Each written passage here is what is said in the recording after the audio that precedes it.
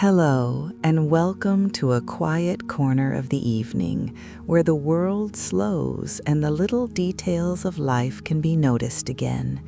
Tonight, we'll follow Thomas, a thoughtful man who lives quietly in his familiar home and the gentle tradition that fills his autumn nights. A letter that arrives every evening, quietly waiting to be opened. Settle in. Take a slow breath and let the calm of this evening drift softly around you as the story begins. The evening arrives the same quiet way it always does. Outside, the light has softened into that gentle autumn glow, neither bright nor dim, just enough to let the day loosen its grip. The neighborhood has settled. Doors are closed, windows dimmed, and the air carries the faint scent of cooling leaves and distant chimneys. In a modest house near the end of a familiar street lives a man named Thomas. He is in his late 40s, though age matters less to him now than routine. He lives alone, not in loneliness, but in a kind of practiced calm. His days are steady, his evenings even more so. He knows the sounds of his home the way some people know music, the soft tick of the clock in the hallway, the gentle hum of the refrigerator, the way the floor creaks once near the kitchen doorway and nowhere else. Tonight, like many autumn evenings before it, Thomas is moving slowly through the last moments of daylight. A jacket rests over the back of a chair, a lamp waits to be turned on. The kettle is still cold, but it will not be for long. And then, without announcement, it happens. A quiet metallic whisper at the front door. Not a knock, not a ring, just the soft, familiar slide of the mail slot opening and closing again. The sound is brief, almost easy to miss, yet Thomas always notices it. He pauses where he is, standing between rooms, listening as the house returns to stillness. There is no rush in him, no urgency, only recognition. Another letter has arrived. He doesn't go to the door right away. He never does. The letter will wait. It always does. Still, the knowledge of it settles gently into the room, as if the house itself is aware of its presence. Outside, the last of the daylight fades. Inside, the air feels warmer somehow. When Thomas finally walks toward the door, his steps are unhurried. He opens it just enough to retrieve the envelope resting on the mat. Plain, cream-colored, no return address. His name written neatly across the front in a hand he has come to know without ever truly recognizing. It is exactly what he expected. And yet, as always, he holds it for a moment longer than necessary. The paper is smooth beneath his fingers, not new, not old, just familiar, like something that belongs here, like something that has already been part of the evening before it arrived. Thomas closes the door and leans the envelope on the small table nearby. He doesn't open it yet. There is time for that. There is always time for that. For now, the evening continues, unbroken. The lamp clicks on, filling the room with a soft amber glow. The kettle will soon follow. Outside, a single car passes and disappears down the street. Inside, the letter waits quietly, saying nothing at all. And somehow, that feels just right. With the letter resting quietly on the small table, Thomas turns his attention back to the evening itself. He moves through the house the way he always does at this hour, without thinking too much about it. The coat he wore outside is lifted from his shoulders and hung in its familiar place, where the fabric can slowly release the cool of the night. His shoes are set neatly by the door, toes pointing outward, ready for tomorrow. The lamp beside the armchair is already glowing, its light soft and warm, spreading gently across the room. It doesn't chase away the shadows, it simply settles among them, making everything feel slower, calmer, easier to see. In the kitchen, Thomas fills the kettle with water. The sound is quiet and steady, a small river contained in metal. He places it on the stove and turns the knob with a practiced motion. Soon there will be warmth. Soon there will be steam. He chooses the same cup he always does, the one with the faint line near the rim, almost invisible unless the light catches it just right. He sets it on the counter and waits, listening to the soft clicks and whispers of the kettle beginning to wake. Back in the other room, the letter remains untouched. It sits where he left it, neither calling nor demanding, just present. Part of the evening now, the way the lamp is, the way the quiet is. Thomas glances at it as he passes, not with urgency, but with a kind of gentle acknowledgement, as if to say, "Yes, you're here. I see you." Autumn evenings have taught him patience. They arrive with shorter light and longer pauses, encouraging everything to slow down. Thoughts move more softly, movements take their time. There is no need to hurry from one moment to the next. The kettle begins its low, comforting murmur. The house responds with small sounds of its own, settling deeper into the night. Outside, the world feels farther away now, wrapped in darkness and cool air. Inside, warmth gathers. Thomas carries his cup to the table and sits, letting the heat rest in his hands. The letter is close enough to reach, close enough to notice, yet still unopened. There is comfort in knowing it will wait. For now, the evening continues just as it should, unfolding one familiar step at a time. As Thomas sits with the warmth of the cup in his hands, his thoughts drift in an easy, familiar way. These letters are not new to him. They come every autumn evening, arriving with the same quiet certainty as cooler air and earlier sunsets. Not in spring when the days stretch longer, not in summer when the light lingers, only now in this season that seems to ask for reflection without insistence. He remembers the first year they arrived. At the time, he thought it was a coincidence, a single letter, then another the next evening. But evenings turned into weeks, and weeks settled into a rhythm. By the end of that first autumn, the pattern had gently revealed itself. Always one letter, always in the evening, always the same kind of envelope. Thomas can picture them without effort. Cream-colored paper, a familiar weight, his name written in the same steady hand, neither hurried nor overly careful. The letters blend together in his memory, not as separate events, but as a single, continuous presence. Some evenings stand out more than others. A night of steady rain, when the envelope felt slightly cool to the touch. A windy evening, when leaves scraped softly across the porch before the mail slot opened. A particularly quiet night, when the sound of the letter arriving seemed louder simply because there was nothing else to compete with it. Most evenings, though, are like this one, unremarkable in the best possible way. Thomas doesn't try to remember what each letter said. He remembers how they made the evenings feel, slower, softer, as if time itself had learned to walk more carefully through the house.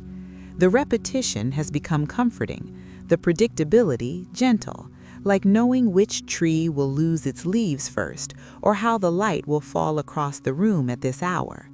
The letter beside him tonight is no different from the others, and yet it carries the same quiet presence it always has, waiting patiently as the evening settles further into itself. After a while, the cup in Thomas's hands begins to cool. Not enough to matter, just enough to be noticed. That is when he reaches for the letter. There is no decision behind the movement, no sense of needing to know something. It simply feels like the right moment, the same way one knows when to turn down the lamp or take the last sip of tea. The envelope opens with a soft sound, the paper yielding easily, as if it has been opened before. Inside, a single sheet rests, folded once. Thomas smooths it gently on the table and lets his eyes settle on the page. The words are familiar in their tone. They are not instructions, not questions, not explanations, just quiet observations written with care. A few simple lines about the evening, about the way the air feels cooler now, about the comfort of warm light against the dark, about how some days ask nothing more than to be noticed. Thomas reads slowly. He does not hurry from one line to the next. There is nothing to rush toward. Each sentence feels complete on its own, able to rest where it is. The handwriting moves evenly across the page, steady and calm. It carries no urgency, no hidden meaning that needs to be uncovered, only the sense that someone, somewhere, took a moment to put these thoughts into words.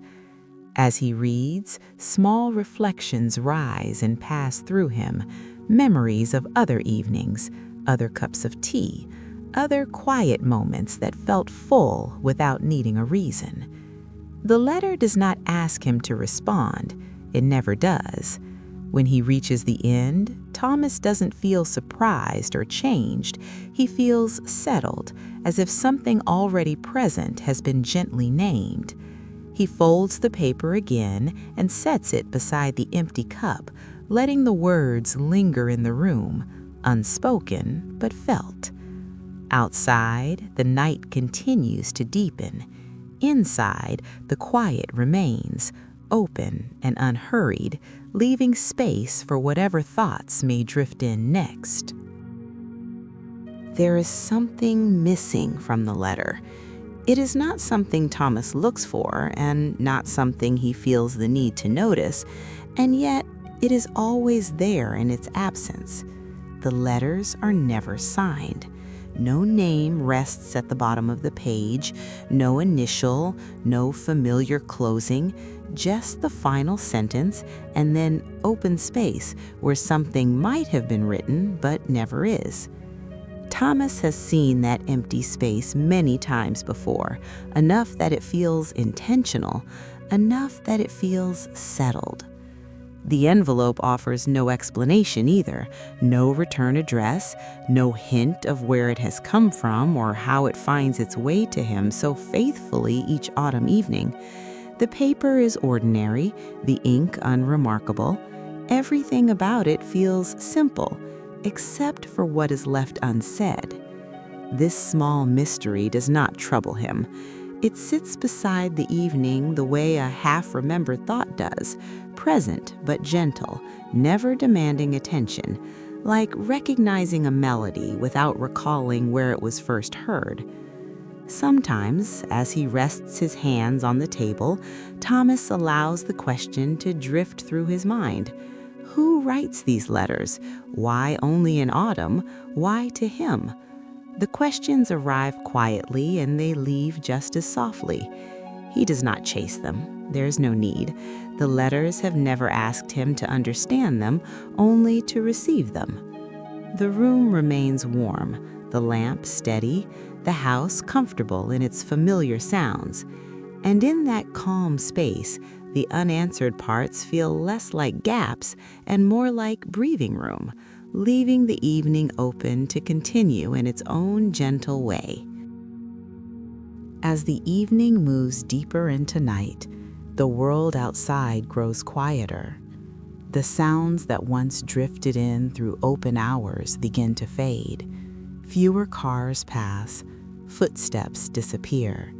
Even the wind seems to soften, brushing the house instead of pressing against it. Inside, the quiet takes on a warmer shape. Thomas notices small things now, the gentle ticking of the clock, the low hum of the house settling as temperatures change, the faint scent of tea still lingering in the air, even though the cup has long been set aside. These are the sounds and moments that tend to be overlooked during the day, but at night they feel closer, more present. The letters have taught him this kind of attention, not directly, not through instruction, just by arriving the way they do, asking nothing, offering little, yet somehow slowing everything around them. They seem to invite stillness the way a dim light invites rest. Thomas leans back in his chair and lets his thoughts wander without direction.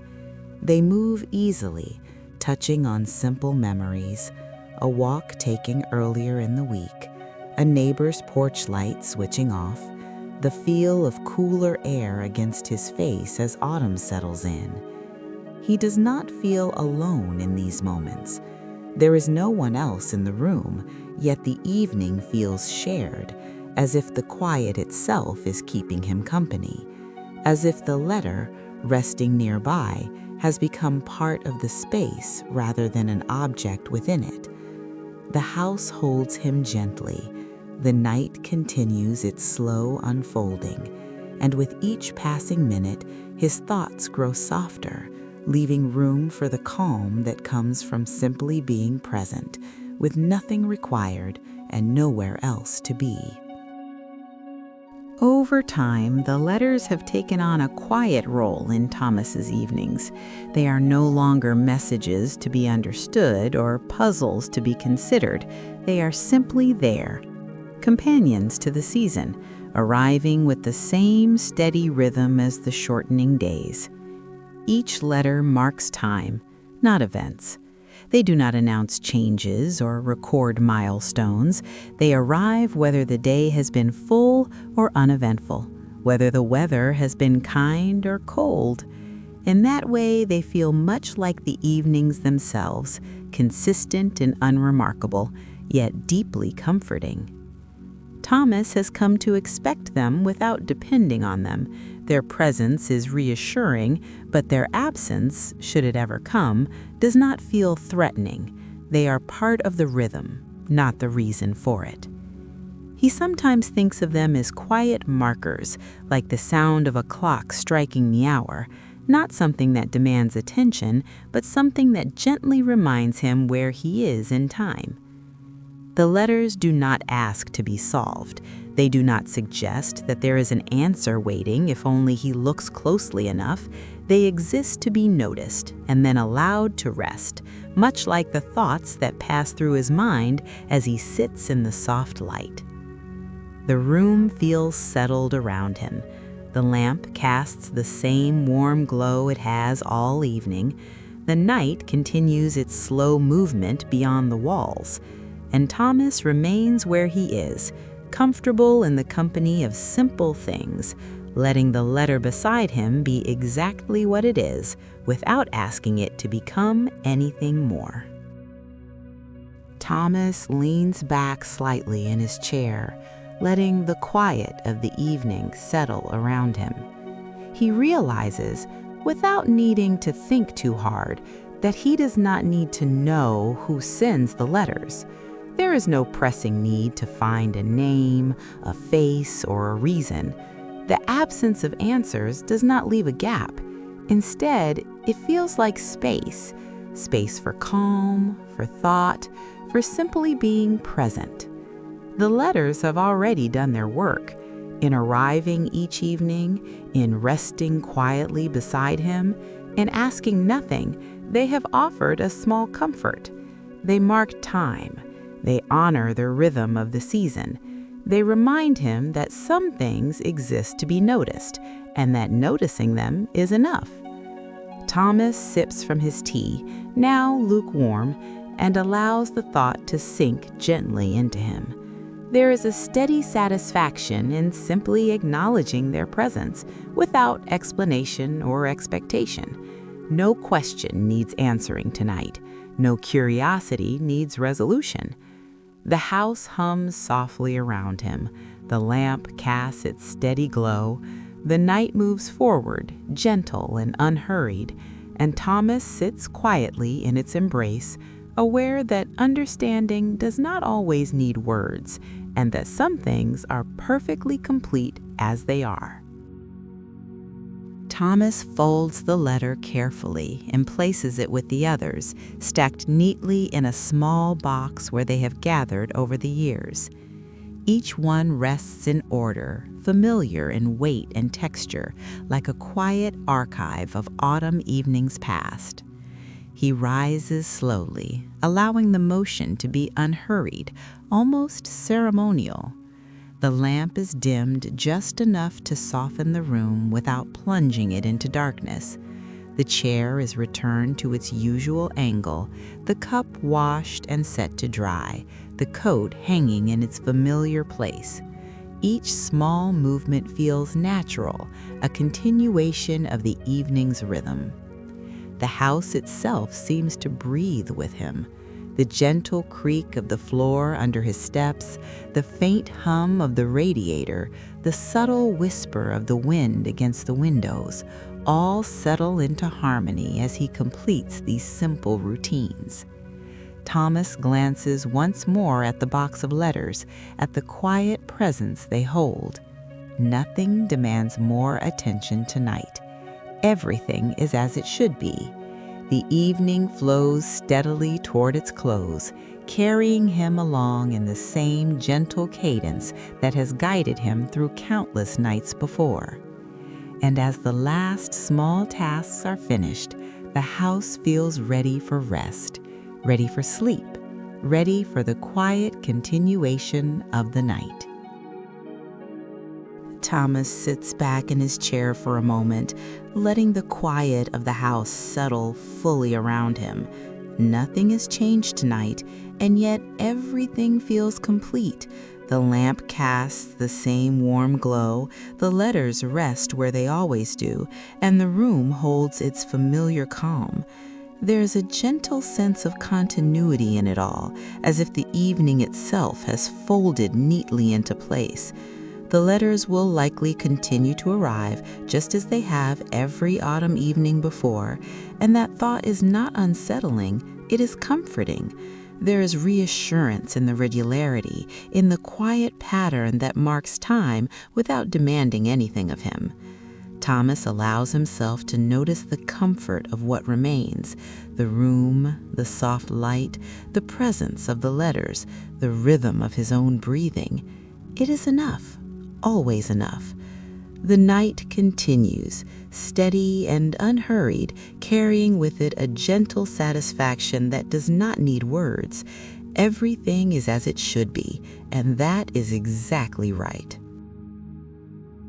Soft, with rhythm, Thomas leans back one last time, letting the soft glow of the lamp fill the room around him. He thinks, quietly, about the small, steady moments that make up the evening. The cup of tea, the familiar creak of the floor, the gentle slide of the mail slot, and the letter resting quietly beside him. Each one arrives and departs without demand, without urgency, yet leaves a sense of presence that is quietly reassuring. These moments, simple and unassuming, carry a kind of connection all their own, a connection that does not need explanation, that does not need words, just the awareness that something consistent and gentle exists, waiting, unhurried, steady through the seasons. Thomas breathes slowly, letting the quiet fill him, letting the calm settle across the house, across the night. In this space, there is nothing to chase, nothing to solve, nothing to change, only the soft rhythm of evening and the comfort of being here, now, fully present. And so the night continues, gentle and unbroken, leaving room for rest, leaving space for sleep, leaving Thomas and the listener held in a calm that is simple, steady, and complete.